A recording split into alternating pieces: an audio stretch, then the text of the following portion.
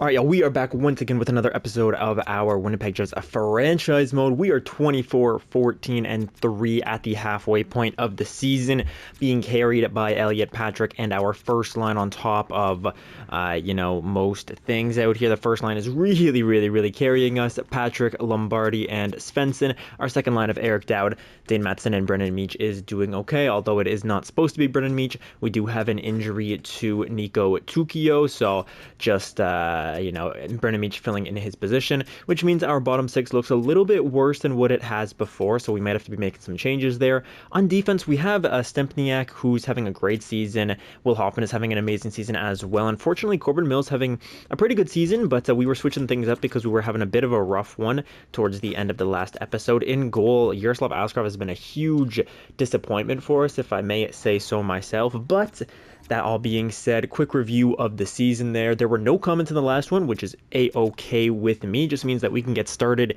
into this one super quickly and see what we can do in this episode. So I'm going to simulate down to the Tampa Bay Lightning game. Keep in mind that we do have the New Jersey Devils first round pick this year, so let's hope that they can maybe miss out on the playoffs. They are tied with Carolina for that spot, and they're 2 points ahead of the Sabres for their wildcard spot in their division, but they are fighting for a divisional spot, so I don't know if that's going to be a lottery pick. Probably it won't be, but let's get started here with the Boston game. That's a 4-0 loss, and then the Ottawa game, Nico Tukio was fully back, thank goodness, and that's a 5-4 loss, and we are on a 3-game losing streak.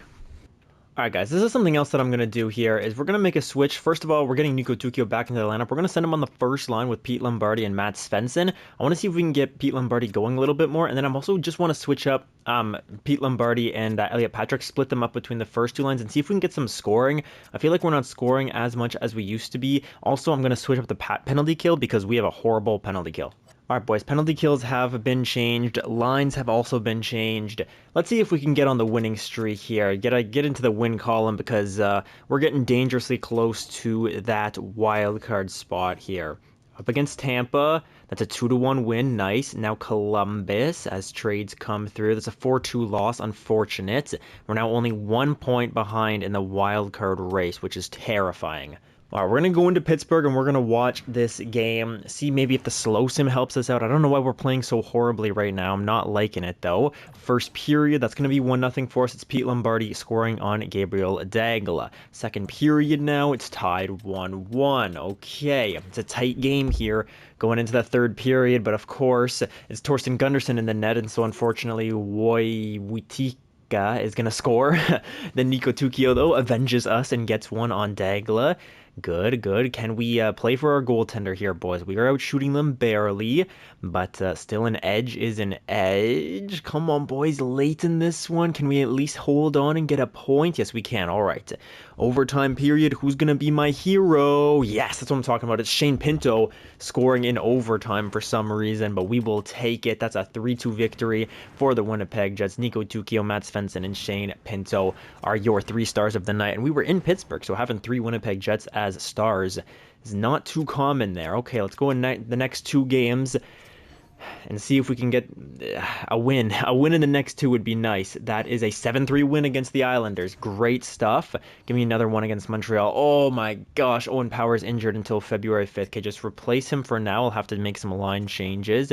Montreal rematch of the Stanley Cup Final. That's a 2-1 loss. Okay. All right, boys, and coming into the lineup for his first ever NHL game is going to be Pavel Chubarov. We drafted this guy first round in 2032. He's 28th overall. He's got great defense. The rest of his stats look a little rough. He's good physical, though. Good physical, good defense for somebody who's only 77 overall. The rest of his stats hopefully will come up a little bit, but he's 22. It's time for him to get his NHL debut. Hopefully it'll be a good one here. We're going to go in and watch it because why not? We also have Boris Nikulin onto the second line because of Owen Power's absence. I could have thrown Stefan Kreitzer up there, but we're going to stick with Nikulin for now. I kind of think it's like a 50-50 type of a thing. But here we are in Winnipeg for Pavel Chubarov's debut. Let's get a win for the kid here, boys. First period, that's 1-1. Okay, Xavier Bourgault, but then Brennan Meach ties us up. Second period now, 2-2. Elliott Patrick gives us the lead, but then McTaggart scores on Yaroslav Askarov to tie them up at 2. And we enter the third period.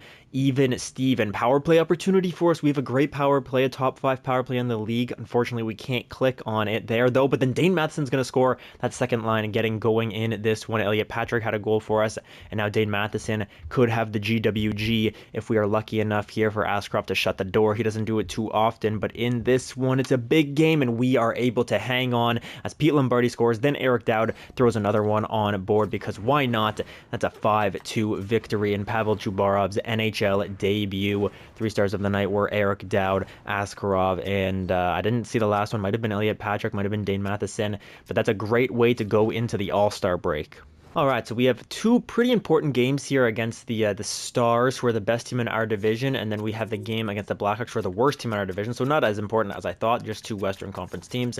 I made an assumption there. That one's on me, boys, but we will definitely sim past those 2 games. Hopefully we can win one of the 2, because the Blackhawks are a awful team, a god-awful team. That's just an AHL player that's been injured down there. Owen Power is now fully healed. Let's continue for now. My superstitions always get the best of me. And let's see if we can't go on a bit of a run here against Dallas. If we can beat Dallas with Chubarov in there, that would be amazing. And that's a 5-2 win. Okay, hang on. Up against Chicago now.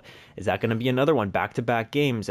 Poyar is fully back. Let me get him into the lineup. He's like a medium elite player. And it was a 6-2 victory up against the Chicago Blackhawks. Why did I say Chicago like that? I don't know. But going up now against the Ottawa Senators. We faced them. No, we didn't. They won a Stanley Cup, though. I remember that. I could never forget as a Sens fan. That's a 7-3 victory, and hang on. Is the Pavel Chubarov effect real right now? Now, Anaheim, they're a good team as well. Let's see. Can we get a win against them? Okay, no, it's a loss against the Anaheim Ducks. Let's go see what Chubarov did for us in those 4 games. And Chubarov, it was actually 5 games that he played. He is a +4 in 5 games, which is pretty impressive. Stefan Kreiser's +12. So you know what? Let's get Boris Nikulin out of here. Throw Owen Power in there instead. And let's keep Chubarov in the lineup for now. So another important game against Dallas, and of course all the Arizona games are going to be under a microscope. I've gone in and seen the first 2 games we played against Arizona, though, so I'm not going to watch that one as well. Let's see if we can get back on the horse here after a 5-2 loss. It's a 2-1 loss to Dallas. It's a close one, but a loss is still a loss. And then a 4-3 shootout loss.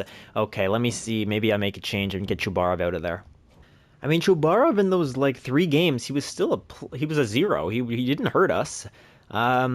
I don't know, though. It just feels a little weird, you know? I'm not sure if he should be out there playing that much time, especially when we have a guy like Boris Nikulin. Maybe we'll still go Stefan Kreitzer out, but then it's 2 defensive defensemen paired together.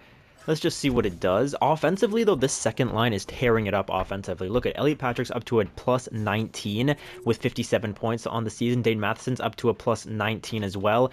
And then Eric Dowd is tearing things up. It's a +25. The first line's also doing quite okay. Matt Svensson +7. Pete Lombardi +10 with 27 goals. And then Nico Tukio +13, but he does have those 29 assists with him. Third line is still looking very good. I mean, Shane Pinto's a +18. Solomon Pyatt has 20 goals already as a rookie. That's pretty good. The fourth line, though, is really struggling, so maybe I have to make a change to the fourth line.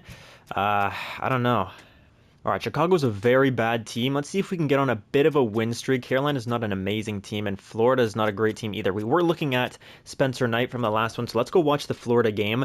Hopefully we can get 2 wins here. That would be nice. There's a 3-1 win against Chicago. Good. Boost the morale when we play the weaker teams.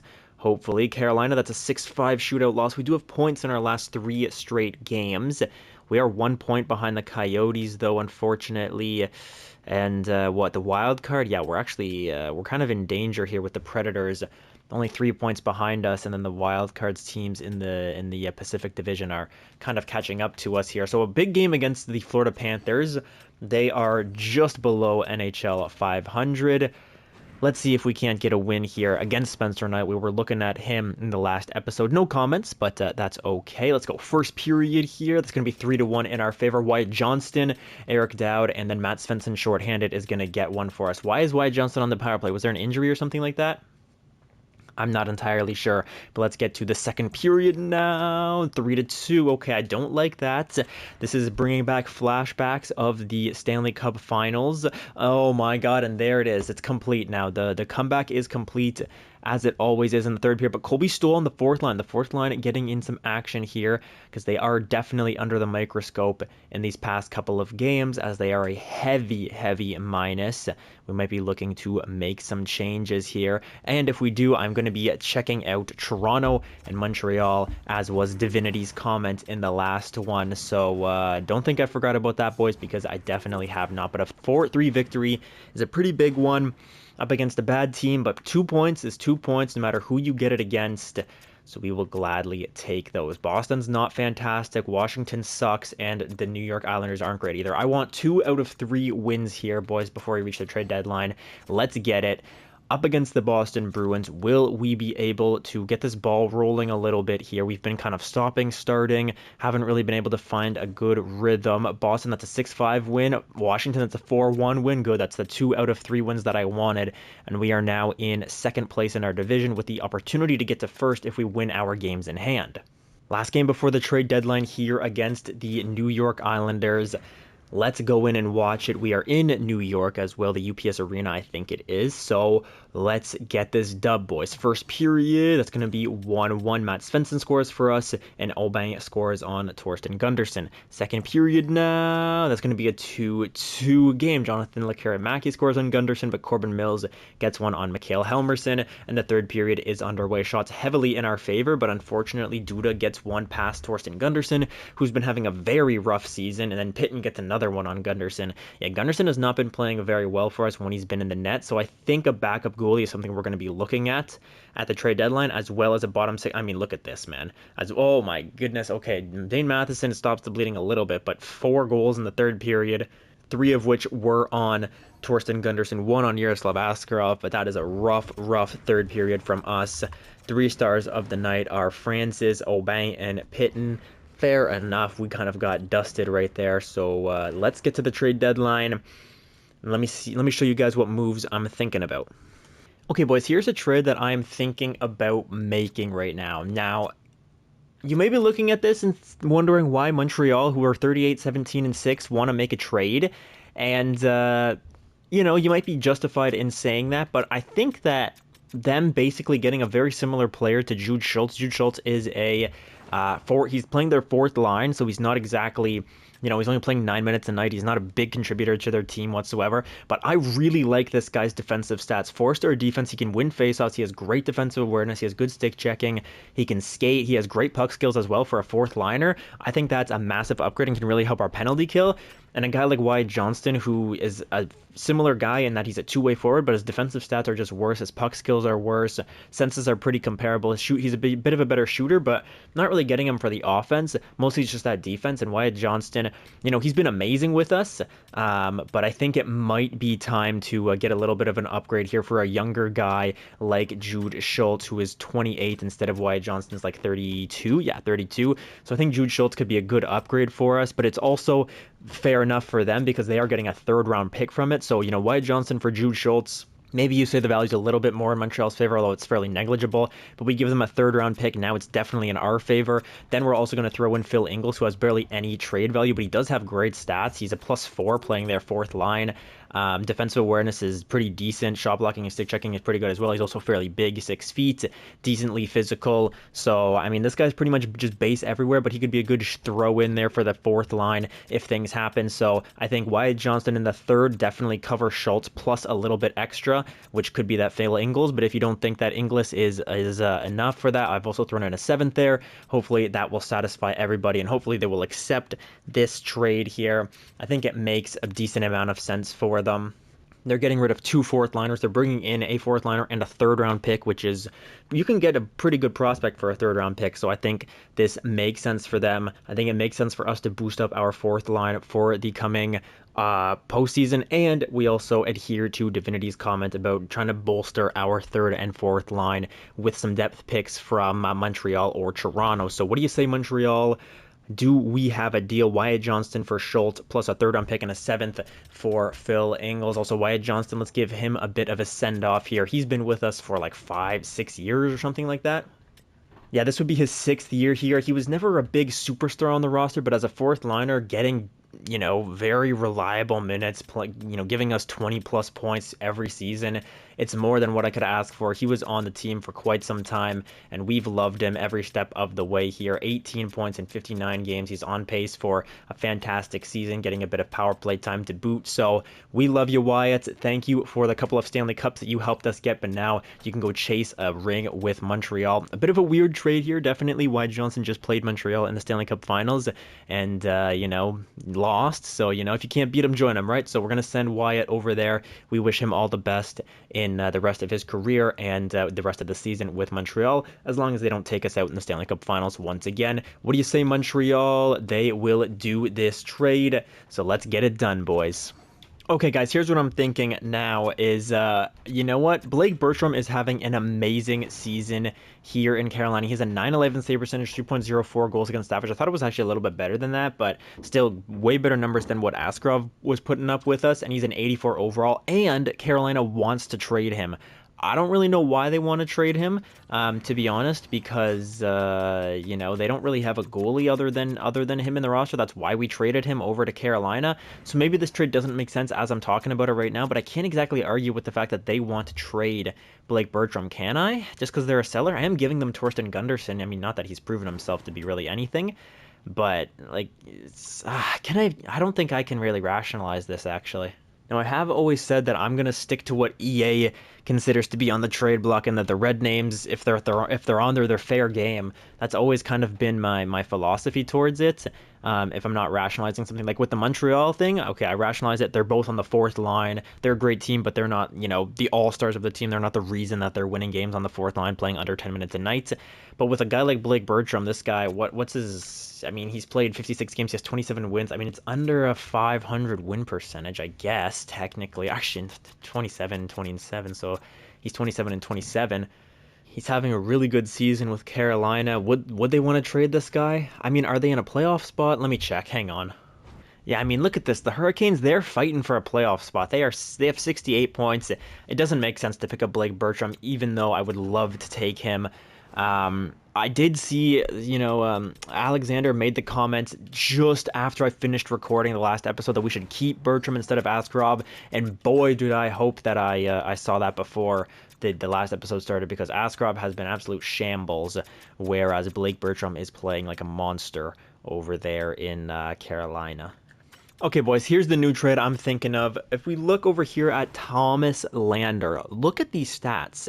He's playing on a pretty rough... Actually, no, they're a good team. The Columbus Blue Jackets, they're a good team. He's only played 16 games, but he has a 9.17 save percentage and 2.65 goals against average. They want to trade him. And he's their backup goalie, so it kind of makes sense why they would want to trade him. Their starting goalie, also they could bring up Grigorenko perhaps to play some NHL time. They do have 3 medium elite goalies here in the system, so they want to give some time to one of them maybe. They send one of these guys up, and Torsten Gunderson can play them AHL time. They do have this guy as their starter, Harold Simon. He doesn't have as good numbers, but he has a decent record, I guess. 23-18. I mean, he doesn't have a great record, but he's been decent for them in the past. 929 save percentage, 900 save percentage. That was only in 5 games, so let's give it a bit of a... Yeah, 900 save percentage is what he kind of hovers around, but they're a pretty good team. They're in the playoff hunt at the very least, and so I think giving them our backup goalie, that's going to fill the spot of Thomas Lander, although not fantastic, because this goalie's been lights out on this team, but we are also giving them a 5th round pick for compensation as well, so getting a little bit of a better player, but we're giving up backup goalie and a pick. I think this makes some sense. Maybe they would want a 4th or something like that, but heck, what's their team look like? They have great offensive pieces. They have they have a solid... actually, their bottom 6 looks a little rough. Is it their defense that's carrying them? No, not even. So I don't know why this team is playing so well, but they are. Simon is... he's winning games for them. Also, so is Thomas Lander. But yeah, I think it would make sense. They want to move this guy out. He's a bit older, right?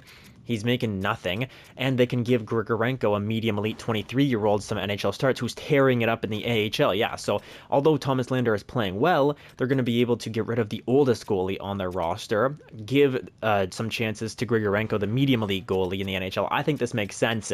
Columbus, you're going to accept this probably with no haste whatsoever. So Torsten Gunderson, we drafted you. We had high hopes for you. You were a medium elite goalie. Never really grew that much, unfortunately, and he's had a bad couple of seasons here with us. This season especially, 873 save percentage is absolutely unacceptable. 893 is pretty rough, and a 900 was his best season with us. So we're gonna hope that he can turn his career around, but he's just not a Winnipeg Jet anymore. Thank you for your service, Torsten, but we are welcoming Thomas Lander into the roster. Columbus fans are going to be cheering in the streets. I bet you are. All right, you guys, so the trade deadline has passed, and there were definitely some moves made. Obviously, we know about ours. Cam York is going to be going to Minnesota from Philly. Periscak goes to Pittsburgh. Pittsburgh also swapping picks there. Tate Camilleri to Tampa Bay. Liam Brodin to Vegas, and Chicago gets Cogliano. I think Liam Brodin was actually a really good player, like an 86 overall or something like that, which I think so. I think that was a big trade. I might have to check out Vegas, see if that guy is indeed that good. Morgan Frost goes to Seattle. Fraser Minton to Calgary. Anton Lundell goes to Seattle. That's really unfortunate for us. And Gabriel Velarde also goes to Seattle. Oh boy. So Seattle's looking dangerous. Vegas pick up Philly Heinola. Dawson Mercer goes to Pittsburgh. Let me check Vegas's lines because I think they might have gotten the best player that moved at the draft, Liam Brodin. Let me take a quick peek. Yeah, Liam Brodin is an 86 overall player, a playmaker. So that was a big trade between Vegas and Chicago. And Chicago gets a little bit worse, which is good for us, but unfortunately Vegas is getting better. Look at his offensive awareness. Look at his passing. He has great defense as well. This is like a worse version of Matt Svensson, kind of. Only 13 goals, but 28 assists. Yeah, he doesn't have the greatest numbers right now, but on a team like this, maybe, do they have like a goal scorer with them? Not really, huh? 4-star shooter, but no, like if they had a 5-star shooter with them, that could be crazy. Also, Brad Lambert's out here. We'd love to see Brad doing his thing. What's he doing? Oh my God, he's playing great hockey. Holy smokes, 41 points in 65 games, plus 10. Brad Lambert is doing his thing out here in Vegas. Wow, what a monster. What has he done since he left? He had a little stint in the AHL, huh? Wow, that's tough.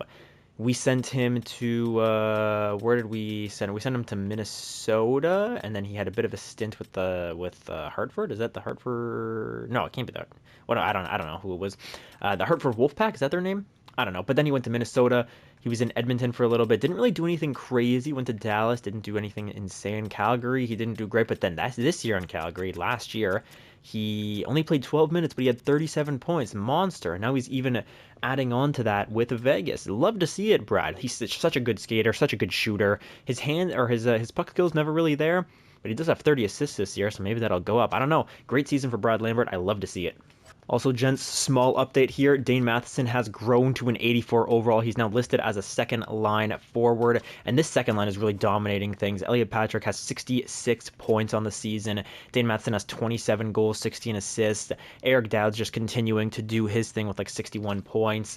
On the first line, they're not slouches either. They're plus 13 for Nico Tucchio, plus 10, 31 goals for Pete Lombardi, and then Matt Svensson with 42 assists, 17 goals for 59 points. I mean, our top six is looking devious right now. And with the new additions of Phil Inglis and Jude Schultz onto the fourth line, they get a +1. Jude Schultz fits the fourth line amazing. I'm really happy to look at what these guys have in store for us in the next 20 or so games. But let's get simulating here. We'll go in and watch the first game with the new team up against Seattle. They're a tough team. They did make some moves at the deadline, if I remember correctly. I'm not sure exactly what happened. They have 81 points on the year. We have 75, so they are having a fantastic season as of right now. Let's see if we can beat them, though, here in this one. First period, that's going to be 2-1 for Seattle. Anton Lundell and Bannister. Lundell was a pickup at the deadline for them. I remember that. Pete Lombardi gets us a power play goal to get us back within 1. Come on now, boys. Askarov, shut that door. Second period remains 2-1. Askarov did shut the door, but we couldn't find our way past their goaltender. Start of the third period now. Another power play opportunity. We can't capitalize on it. Penalty killers do their job, and that's Pete Lombardi getting his second of the night to tie us up. Penalty killers, do your job once again, and they do. That penalty kill percentage slowly creeping back up there. Shots heavily in our favor. We are shooting them by like 11, 12. There's Jude Schultz, his debut as a Winnipeg Jet, and he's going to get the game-winning goal. Even strength. Amazing stuff from Jude Schultz there. Lombardi, Askarov, and Schultz are your 3 stars of the night. I love that Jude Schultz got in on the action there. Now for this next game up against the Rangers, I've thrown Thomas Lander in the net, so we're going to be able to see what he does in his debut. We're not going to go in and watch it, though. We're just going to simulate the next couple of games, see if we can get a win here. And it's a 3-2 loss, unfortunately, in Lander's debut, but then we dominate the Vegas Golden Knights 6-2, so that's great. Unfortunately, Brad Lambert does not get his revenge on that night, unfortunately for him anyways. 5-4 win against the Kings, followed by a 7-4 loss to the Kings, and we are just about 500 here coming out of the trade deadline. And honestly, it's not glamorous, but if we keep that 500 pace, I think we'll have no problem making it to the playoffs. Obviously, I would love to go above 500, but, you know, beggars can't be choosers out here. And the season has been a very strange one, to say the least. 9-5 win, followed by a 2-0 win. You see what I'm saying, boys? You guys know what I mean here. Washington's a horrible team. Watch us lose to them. No, it's a 4-3 win, then an 8-5 loss. These super high-scoring games. Look at this. 6-2, 5-4, 7-4, 9-5. 4-3, 8-5. What is going on here? In the past like 6 games, we've had like I don't know, like 5 of them have been above 8 total goals scored. What is going on, bro? Bet the over if you're coming to watch Winnipeg games. Hammer that over line. Let me tell you that. Oh my gosh. All right, next couple of games, obviously, we could see... Let's go see Pittsburgh. You know what? We do have our old friend Cole Perfetti out there in Pittsburgh doing his thing, so let's see if we can't dominate them. First period, 0-0. All right, shots in favor of Pittsburgh, but the score is tied. Second period now, it's 0-0 once again. Wow, and as soon as I say hammer that over, of course... We're going to have a 0-0 game going into the third period. That is the way that the world works, isn't it? I do not condone gambling. This is not financial advice, blah, blah, blah, all that stuff. Here we are. Dane Matheson gets one on Dagla that ties us up at once. Oh, we did see Pittsburgh already this episode. Ah, well, we're seeing them again. What are you guys going to do about it? 30 shots to 30, essentially, are your totals tonight. 1-1 here. 1 minute left in the period. We're going to overtime, boys, and my hero is nobody, so this one is going to require a shootout. Elliot Patrick dangle his socks off. No, it's Dane Matheson that dangles Gabriel Dagla out of his jock strap. 3 stars of the night. Your 2 goalies, obviously, and then Matheson with that game winner. That was a good game there, and we have officially taken the first place in our division, which is something that I wasn't even really looking at because... we have had such a strange season, but I'm not going to complain about it by any means. Let's see, up against the Nashville Predators, that's a 4-1 win. Detroit, that's a 3-2 win, and we are rolling. I think it was that 4th line. Divinity, you've got a 5-head on you out there. I love to see it. 8-4 win, a 2-0 win, and we are rolling. That is 6 in a row. 1, 2, 3, 4. That's 5 in a row. Sorry, it's about to be 6 though after this win against the Vegas Golden. Never mind. Oh my gosh, they shut me up, huh? 6-2 loss to Vegas, followed by Will Hoffman getting injured, of course. Okay, we'll just replace him for now, and then we'll 4-1 win. Okay, nice to see. All right, guys, so Stefan Kreitzer gets into the mix in the, he's going to play 4th line time for us right now. We have clinched our playoff berth, which is nice to see, but let's get some wins on the board, huh? Let's build the confidence. San Jose is an amazing team, but doesn't matter. We're going to beat them right here, 5-2. Nice. Edmonton at 2-1. Oh my gosh, Divinity, I love you. What the heck? You comment more often, my friend. That was genius. Oh my god. Love to see it. Vancouver and Minnesota, we end the year on a 4-game homestand. Let's do it, boys. Vancouver, they're a bad team. That is a 5-1 win. Alexei Kinnis, the AHL team, is going down in flames. Quinton Crawford is now fully back. Let's just continue for now. Minnesota, that's a 4-2 win. We are on a 1, 2, 3, 4, 5-game winning streak. The last game of the season, we have 107 points. We really pushed for the President's Trophy even here late in the season. Unfortunately, it was too little too late, but I'm not going to complain here. First period at home. the finale here. Pete Lombardi's going to open things up. Amazing to see. And that first period is going to, oh my gosh, 3-0. Matt Svensson, Elliot Patrick, the boys, the OG first line to start off the season. They got split up here. Elliot Patrick to the second line. Not that slowed him down at all, because splitting up Pete Lombardi and Elliot Patrick means the goal scoring. There's plenty to go around. Second period now, 5-0. Brennan Meach, Elliot Patrick, and the power play boys are getting it done. We are power play merchants out here, but I do not care about that. The LA Kings only have 12 shots on goal, 15 shots now, of course, but we're really limiting their chances. It's the last game of the season. We've already clinched our playoffs, but we are still out there blocking shots, diving left, right, and center. Solomon Pyatt is still ripping shots when it's 5-0. He's banging away in front of the net. Look at that. Crease crasher is Solomon Pyatt, and that's going to be a 6-0 victory for your Winnipeg Jets to end the season. And we end on a absolute, I don't know. We're on a roll. I don't know what else to say. What's another adjective for that? We are like dominating the competition. We ended on the hottest streak we could have possibly hoped for. I love what I'm seeing. So, ladies and gentlemen, we finished third in the entire league. Montreal still finished second, so the loss of Jude Schultz and Phil Inglis wasn't really hurting them whatsoever. They finished second in the league. I think they were even like third at the end of last episode, if I remember correctly. Maybe they were still second. I don't remember exactly. 3.77. Oh, hang on. 52, 25, and 5. That is way ahead of where we were supposed to be. I think we were in there for like 48 wins, but we ended with 52, so that's amazing. 3.77 goals for per game. We're not the flashiest team. We're a top 10. We're top 6, I suppose. Best goal scoring team. And defensively, 3.05. So that's really come down. It was at 3.2, I think, goals against per game. That means we are going to be the 4th best, tied for the 4th best defensive team. There's actually a couple of teams tied at 3.05. So I guess we're tied for the 3rd best defensive team. But we will gladly take that. Our power play percentage at 23.4. Again, not the best, but we're just in there, very average. I mean, above average, but we're like the 5th best power play team. And then penalty. Oh my God, I love Jude Schultz. Penalty kill. I threw him on the first unit penalty kill, and our penalty kill went up from 73% at the halfway point to 79. It's still not amazing, obviously. We're still in the bottom portion of the league here at like 9th, tied for 9th worst in the league, but it was by far the worst. We were at 73% at the start of this episode, now up to 79, so we're clicking high above a 79%. We're clicking like at what, like 80 something percent? We must be. In our last 10, we've got to be the best team. Yeah, 9-1-0 in our last 10. Divinity and Alex, you guys are heroes. I'm not gonna lie, because Alex definitely reinstated my belief in this team, giving me those essays, those lectures. I absolutely love reading those comments, and you boys have rebuilt my faith in this team. We can get it done here. I wasn't too hopeful there going into the trade deadline, but making those changes that you guys suggested really came to be a godsend for me, and this man especially. 93 for Elliot Patrick. 93. Oh my God, and he's on an expiring deal. I completely forgot about that.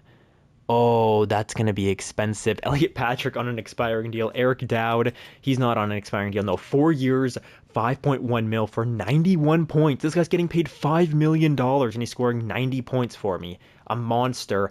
Elliot Patrick, 48 goals, 93 points. The best season that we've had as a Winnipeg Jet since, I think, William Eklund did the same thing. And Cole Perfetti, I think, had like 97 or something once. But Elliot Patrick, an absolute godly figure here in Winnipeg. We love him. Eric Dowd also, of course, only an 87 overall. I'm sure he's going to grow more than that, hopefully. Matt Svensson kind of brought it back to his younger years a little bit here.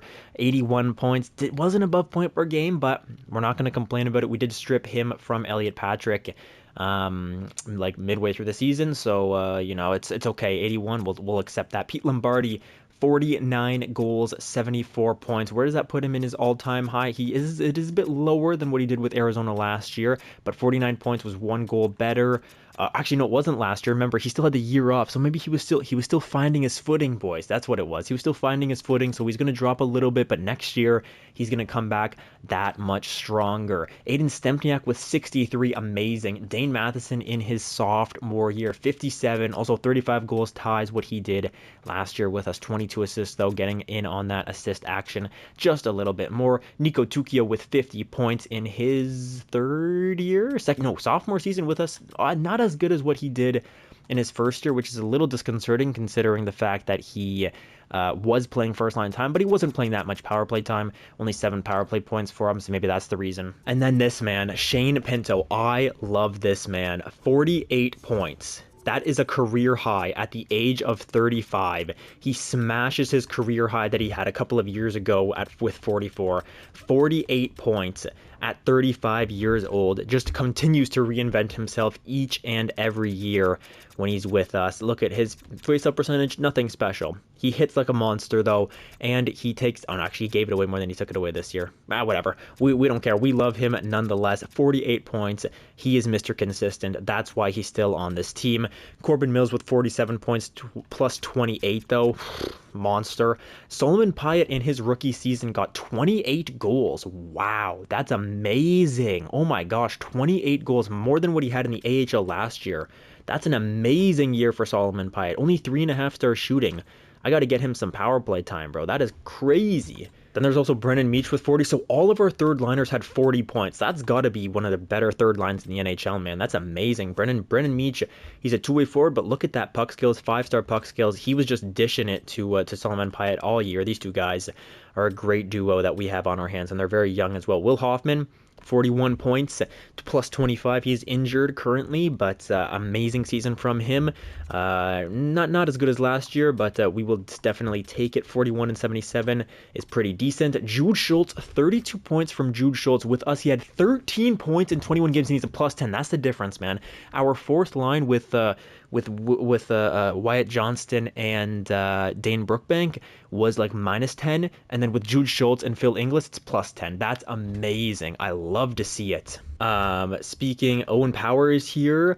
Only played 77 games, but 25 points plus 26. Love it. And then Phil Inglis, what did he do with us? He had 9 points in 21 games as a fourth liner, plus 8.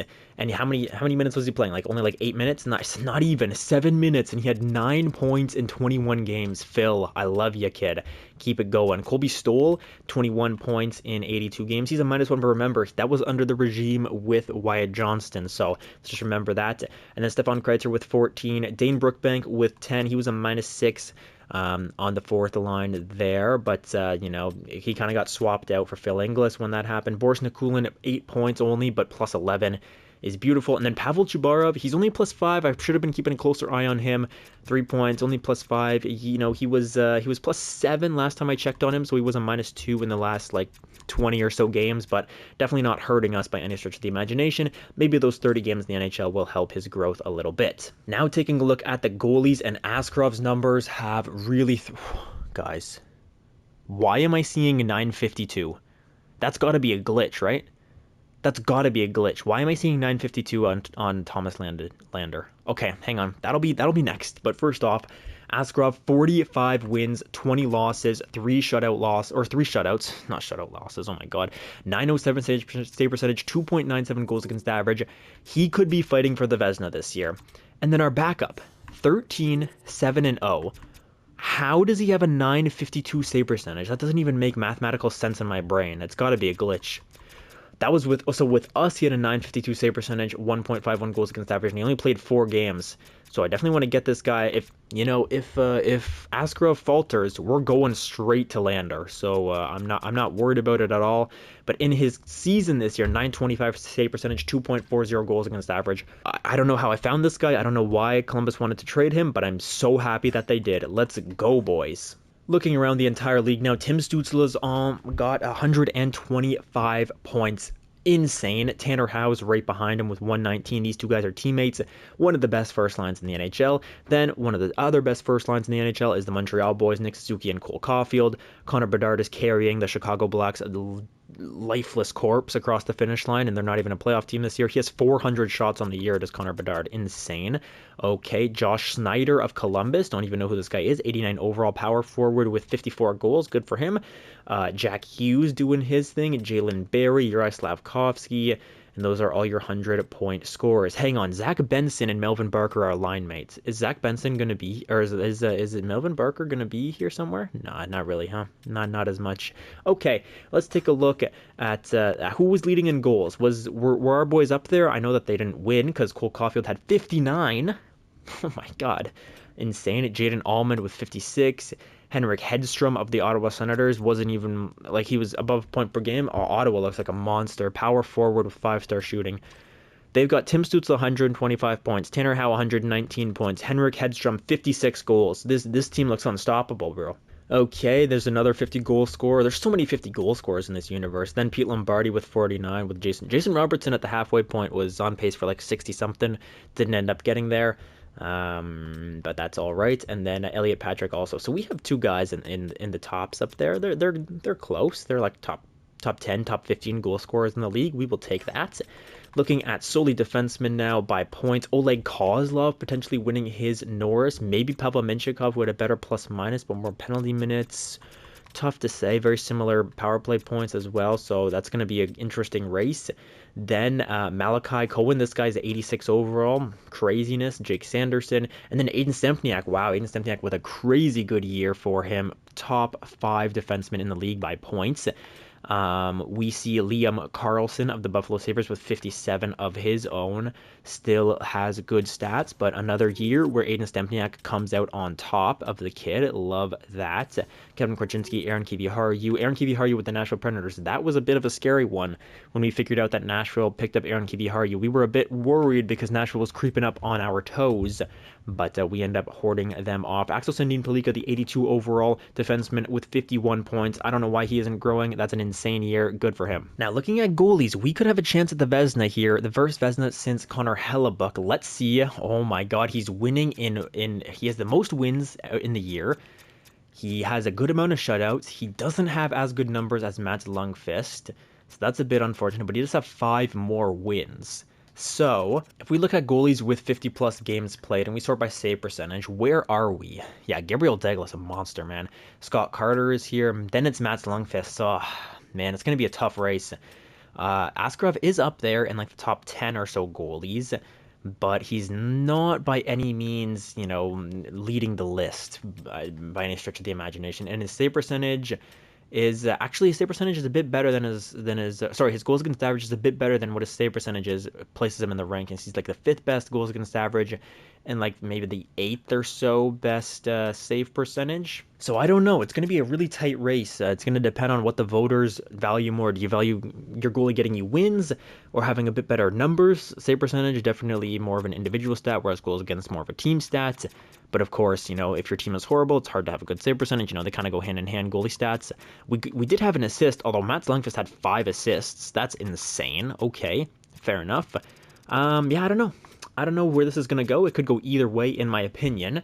Let's check our rookie skaters. Did we have anybody up here? Oh my God. This is the single best rookie performance I have seen in this universe mode probably since Connor Bedard's rookie year. Usually rookies don't simulate like this, even if you're a medium elite guy drafted like 1st overall. Usually they don't simulate like this, but he was not a bust. 39 goals in his rookie year. Insane stuff. Next up, Brent Tierney. Yeah, in the same draft, this guy was drafted 2nd in the draft, and he only had like 50 points. This guy, 80 points. So he definitely has the Calder locked up. Salman Pyatt is up here, though, in top 4. 28 goals for him as well, so he's the 2nd best goal scorer of his class. Love to see it. Good stuff, Solomon. Going to rookie goalies now. No rookie goalies in the league. So let's take a quick look at our best friends around the league. See who's doing what for their teams. We start off with Buffalo and Melvin Barker, 89 points, 45 goals. He's just an absolute bucket out there. He did have 44 assists though as well, so he's really turned his game into a really really strong game in both ends of the ice, or at least his playmaking and his sniping ability coming together for a great combo. This line is amazing. I think that's their second line. No, they actually have all graduated to the first line position, it looks like. Insane first line. We then also see Liam Karlsson is up here as like their 5th best point scorer. Really just shows you that after those top 5 or so people, it falls off a mountain, with Liam Karlsson having like the 5th best points with 57 as a defenseman. Good for him, but rough for the team. Looking at defense around the league, Brody DeMarchi had a monster season with 27 points plus 26 as well. His best year by far. Huge plus player for Brody DeMarchi. We love to see that. Good for you, kid. And then Gale Crabbe also 21 points plus 16. So these two guys really showed out. The former Winnipeg Jet picks really showed out for this roster. Great season for both of them. Unfortunately, it didn't really matter though, I don't think, because a minus 22 from your best defenseman is going to be pretty rough. All right, you guys, Wyatt Johnston here in Montreal. He did have 9 points in 21 games, which is a really, really strong pace, but he was a -2. Didn't really hurt them much, though, whatsoever. He did play shorthanded time with them. You know, he was an okay player. He didn't hurt them. 9 points, only a -2 again. It's not the end of the world. I don't think that he was like a savior or anything like that, but remember, they also got a 3rd-round pick for their troubles. -2 is not the end of the world whatsoever. Okay, I'm trying to look for Torsten Gunderson here in the Columbus Blue Jackets organization, but I can't find him. He's also not in the AHL either. They don't show me any AHL goalies. So I'll have to maybe... Is he a rookie goalie or something? No. Okay, so I'll have to try to find him on my own, I guess, later. But let's continue. Out here in New Jersey, Rocky Bomick. I love this kid. Unfortunately, I think New Jersey has a playoff team, but... that's something for another day. Rocky with 19 goals, 58 assists for 77 points, plus 10 on the year. Of course, he's got to get 93 penalty minutes in there, the absolute goon. But he's a 6'3", massive body, super physical, great puck skills, great defense. You guys know the drill with Rocky. Not a great shooter, but boy, he can find you in a phone booth. And that's exactly what he did on a line with Jack Hughes and Alex DeBrincat, I believe, for most of the season.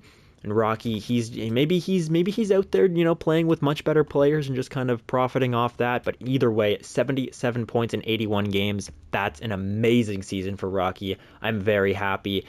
You know, trading away their 1st-round pick, I think they would say that's a bit of a win in their direction. I think we kind of got fleeced in this trade. Although, of course, Rocky would never grow into this player with us because we have our spots locked up on the right side with Eric Dowd and Matt Svensson.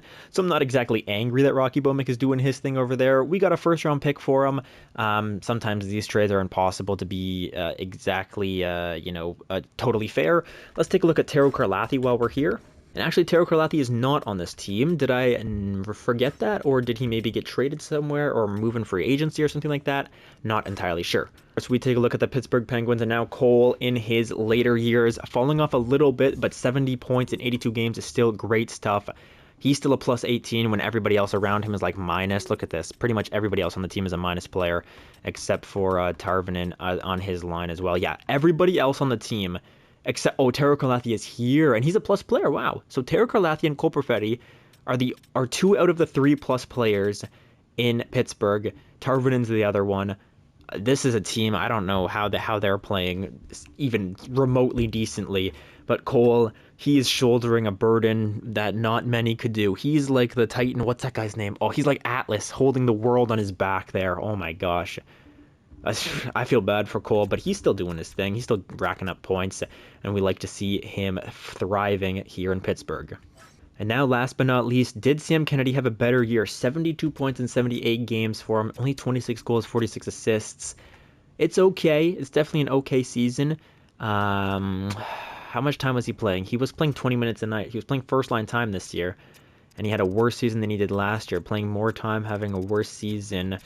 It's unfortunate. He might just be a 70-point guy, man. Since his 90-point season with us, with Matt Svensson on his line, he's really dropped to a 70-point guy for the last 4 years. He might be stuck at a plateau. He's got to go train with, I don't know, one of the great trainers in the NHL and try to figure this out. But it's not a bad year at all. I mean, he's not a bad player by any stretch of the imagination, but 72 points for a 90 overall, you just like to see a little bit more, you know? All right, guys, and I think that is it. We get to look one more time at this beautiful team that we've constructed. And now, let's get to the playoffs. Let's see. Well, we're not going to do the playoffs in this one. Don't get it twisted. But we get to see who we will play. Actually, first up, I want to check. Did the Devils? Yeah, the Devils. They were the best team in their division. Wow. Okay. So fair enough. But let's see who we will play in round number 1. Who shall it be? And it is the Vegas Golden Knights. Brad Lambert has a chance. Oh my gosh, he's got a chance to ruin our careers right here. Vegas, they made that big move for Liam Brodin, at the trade deadline. They've got Owen Beck and Emil Hemming on their first line. Not too worried about it. I think ours towers them. Our second line certainly is much better than theirs. Philip Zadina, Callan Lind, and Chandler Stanton. Perhaps the brother of Wade Stanton, who was a guy with us for a couple of years. Third line, though, this is the line I am most worried about. Brad Lambert, what did he end up finishing with on the year? 45 points, a career year for him. And now he's licking his lips, looking at the blue and white across the road. Ola Rodin as well on this line, who is a playmaker with two-way forward. All right, fair enough. Decent combination there. Fourth line looks fine. Doesn't look like anything crazy. 82s on the fourth line is pretty good, though. That's pretty good depth, to be honest. Moving to the defense now, they've got Dwight Mancari, medium elite defender, 23 years old, 85 overall. So this guy's got crazy good potential. What did he do for them? 31 points plus 15, a downgrade from last year in the point department, but much better plus minus. So somebody we gotta worry about. Zane Perek. Yeah, Perek, or something like that. A former Muncher. Oh no, I thought I recognized this name. This guy beat us in the Stanley Cup Finals last year. Oh man, so they've got experience beating our teams.